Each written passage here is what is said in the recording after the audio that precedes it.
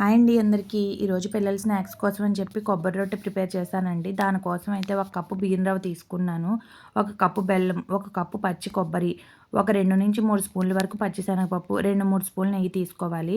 తర్వాత స్టవ్ వెలిగించుకుని ఒక ప్యాన్ పెట్టుకుని దానిలో 2 స్పూన్లు నెయ్యి వేసుకుని పచ్చిశనగపప్పు వేసుకుని ఫ్రై చేసుకోవాలి. అది కొంచెం వేగిన తర్వాత పచ్చి కొబ్బరిని కూడా వేసుకుని ఫ్రై చేసుకోవాలి.